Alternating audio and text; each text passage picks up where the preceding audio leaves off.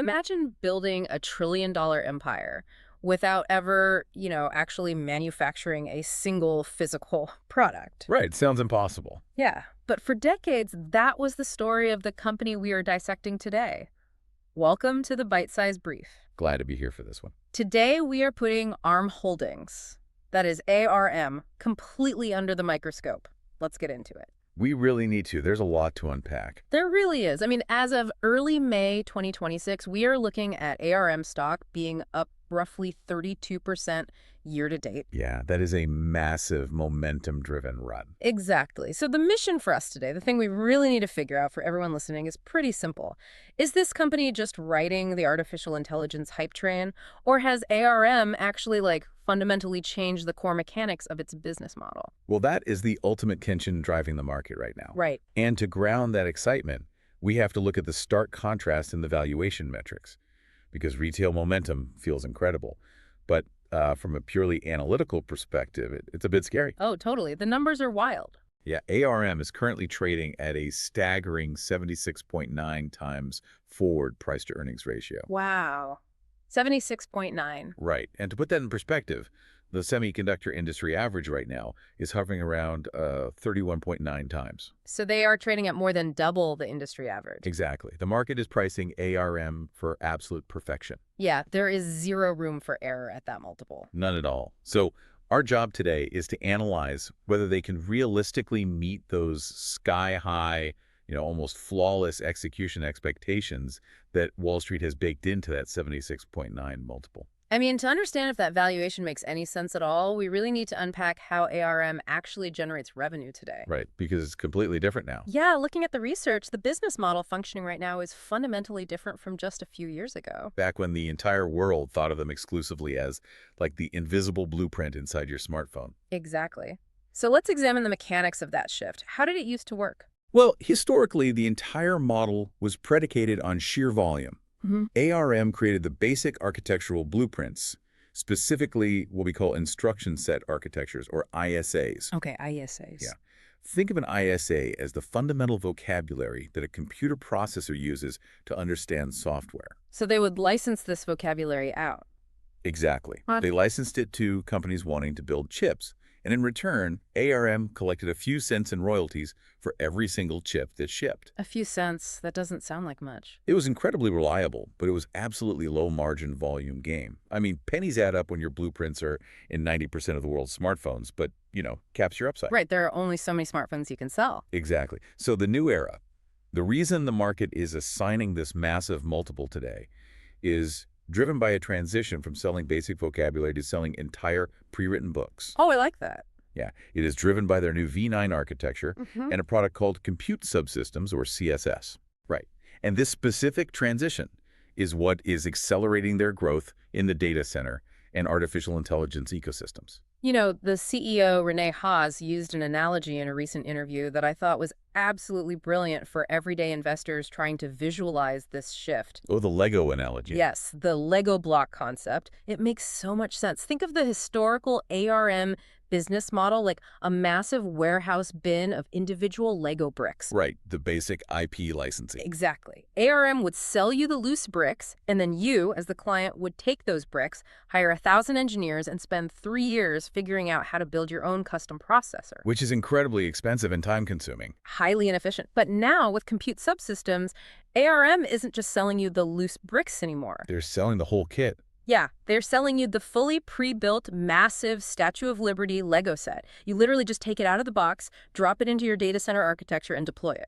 And the financial implications of selling the Statue of Liberty set instead of the loose bricks are just profound when you look at the research and development costs. Because it saves the client's money. Massive amounts of money. Yeah.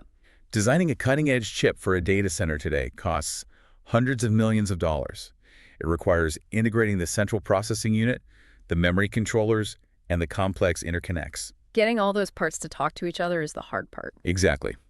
So when ARM provides that pre-integrated, pre-verified design through CSS, they save companies like Amazon, Microsoft, and Alphabet massive amounts of capital. And time, I'd imagine. Years in development time.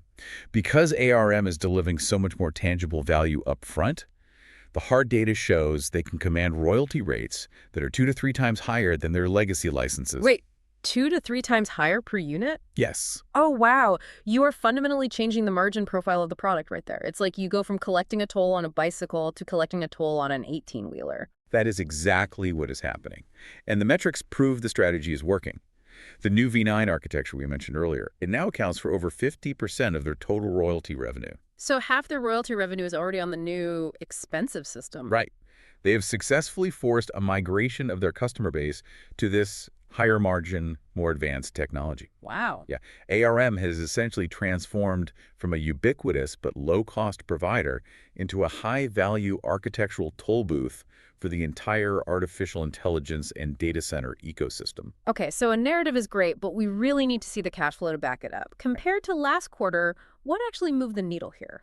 Well, the fiscal third quarter 2026 earnings were honestly a blowout. Let's hear the numbers. Total revenue hit a record $1.24 billion. Oh, nice. Yeah, which represents a 26% increase year over year. Digging into the core of that number, royalty revenue jumped 27% to a record $737 million. 27% royalty jump is huge. What drove that? Data centers. You'd think so, but the underlying driver there was fascinating. It was not just the data center narrative playing out. It was actually the top 4 Android smartphone manufacturers aggressively adopting those higher-priced V9 and CSS chips. Hold on, wait. The smartphone market has been saturated for years.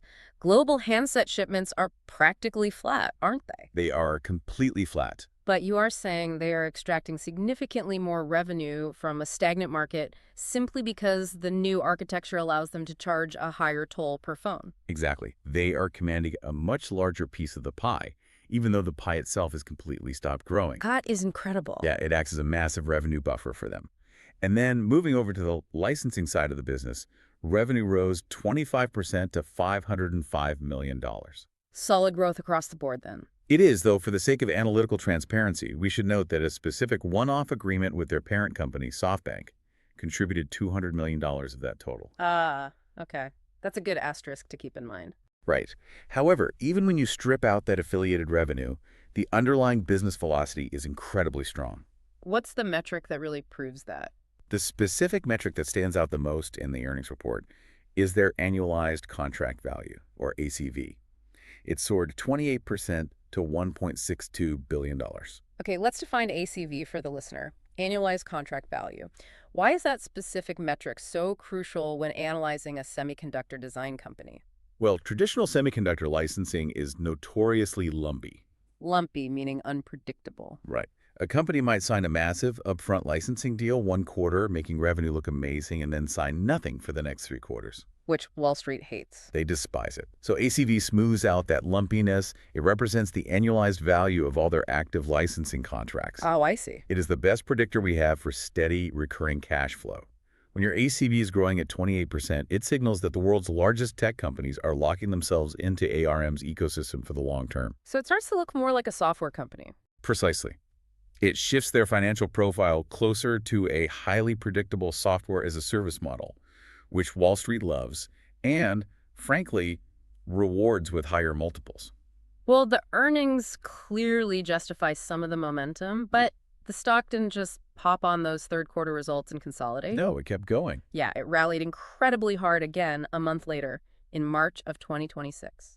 And there was no earnings report in March. So what was the catalyst driving that secondary explosion in the stock price? That rally was triggered by a monumental revelation at their ARM Everywhere industry event. What happened there? It represents a pivot that dwarfs even the CSS strategy we just talked about.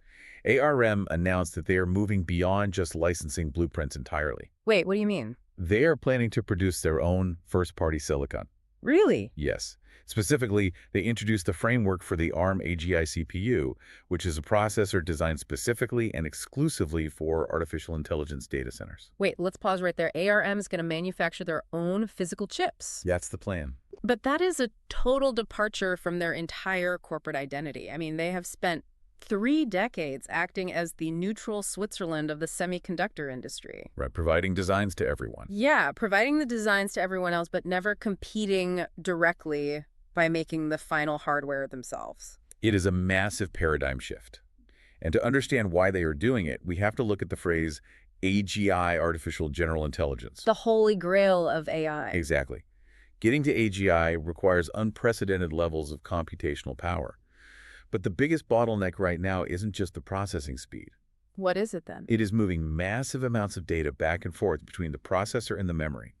Standard CPUs simply cannot handle the bandwidth required for AGI workloads. So ARM thinks they can fix that. Right.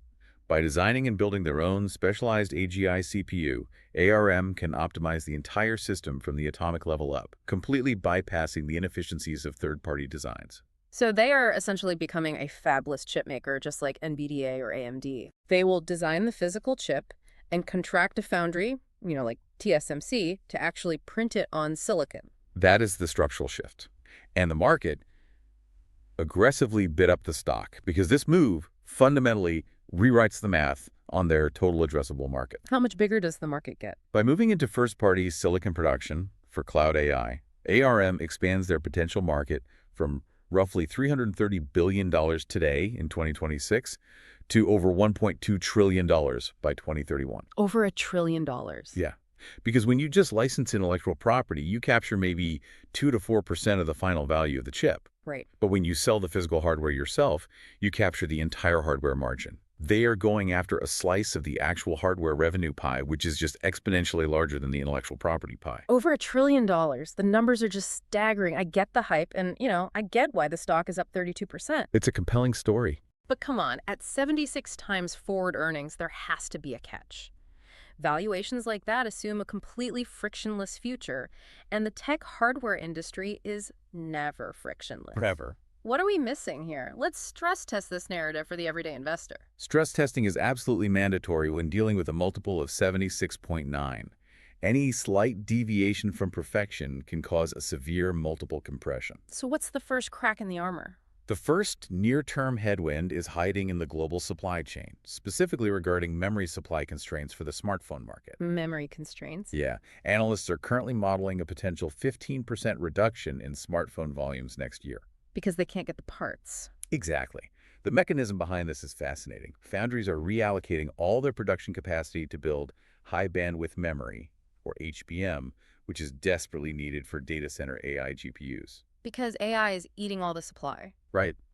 As a result, the standard mobile DRAM memory required to build smartphones is suddenly in short supply. You cannot build a phone without memory, so global handset production is expected to drop. Right. But management pushed back pretty hard on that narrative during the last call, didn't they? They did. Yeah, they specifically stated that even if smartphone volumes dropped by a staggering 20%, it would only impact ARM smartphone royalties by about 2% to 4%. That is what they claim, yes. Because they are capturing so much more value per phone with the higher price V9 architecture, it kind of insulates them from fluctuations in pure unit volume. Look, management is technically correct on the mathematical impact to revenue, but this reveals a critical vulnerability regarding market psychology. How so? When Wall Street assigns a 76.9 multiple to a stock, they are paying for hypergrowth and flawless execution. A scratch on a Ferrari is a lot more expensive to fix than a scratch on a Honda. That is a great way to put it. Right. So even a 2% or 4% hit to a core revenue stream can severely spook institutional investors holding millions of shares. It shifts the overarching narrative from unstoppable AI toll booth to vulnerable to macroeconomic supply chains. Yeah, at these valuations, you do not have the luxury of a 4% miss. You really don't. Okay, but even if they navigate those smartphone memory constraints flawlessly, they have an entirely different vulnerability that management cannot just, engineer their way out of. The geopolitical issue. Exactly. And it is sitting right in the middle of a massive geopolitical tug of war. Let's talk about ARM China. ARM China is arguably the most severe structural risk embedded in the company. How much revenue are we talking about here? Roughly 20% to 25% of ARM's total global revenue is tied directly to this specific entity. A quarter of their revenue. Yes. And the terrifying part for investors is the corporate structure. ARM Holdings, the parent company traded on the stock exchange, does not have absolute direct operational control over ARM China. Wait, really? They don't control it? No. It was set up as a joint venture where the parent company only holds an indirect minority voting stake. Oh, wow. Yeah, ARM China operates with a degree of independence and opacity that makes Western institutional investors incredibly nervous. Let's break down the mechanics of why that matters. ARM China acts as the exclusive distributor for ARM technology within the People's Republic of China, right? That's correct. So if a Chinese tech company wants to build a chip using ARM blueprints, they have to go through the joint venture. Yes, they do. So basically, a full quarter of their global revenue is locked inside a geopolitical black box. Exactly. And the mechanism of that black box is highly susceptible to weaponization. Given the U.S.-China tensions. Right. Consider the ongoing battle for semiconductor supremacy. If U.S. regulators decide to place strict export controls on advanced AI architectures, ARM would be legally barred from sending its most lucrative, high-margin blueprints to ARM China. So overnight, ARM China would have nothing advanced to sell. Which would decimate that 25% revenue stream. And what if it comes from the other side? That's the other risk. If Beijing mandates that domestic tech companies must use locally developed, open-source architectures like RISC-V to reduce reliance on Western tech, ARM China's market share would collapse from the inside. So ARM management is just stuck in the middle. It is a totally exogenous risk. Yeah. Management in Cambridge or Silicon Valley has virtually no control over it. It is entirely in the hands of politicians in Washington and Beijing.